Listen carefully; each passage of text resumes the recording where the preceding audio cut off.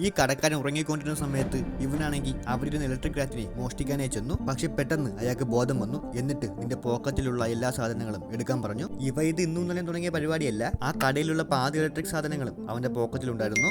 മറ്റേ പോക്കറ്റിൽ ഇതിൽ കൂടുതൽ സാധനങ്ങൾ കാണുമെന്ന് വിചാരിച്ച് അതും കൂടി എടുത്ത് മേശപ്പുറത്ത് വയ്ക്കാൻ പറഞ്ഞു.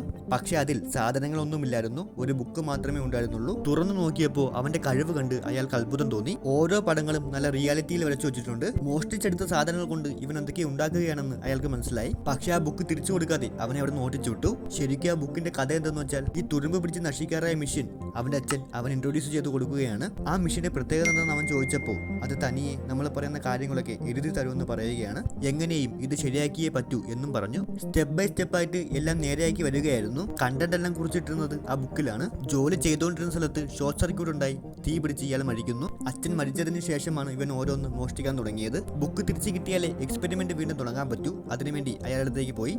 പക്ഷെ ആവി പറക്കുന്ന ഒരു ലേസാണ് അയാൾ കൊടുത്തത്. ആ ബുക്കിനെ അയാൾ കത്തിച്ച് ചാരമാക്കി. അതായിരുന്നു ആ ലേസിൽ. അങ്ങനെ അവൻ കരഞ്ഞുകൊണ്ട് അവിടെ നിന്ന് ഇറങ്ങിപ്പോയി.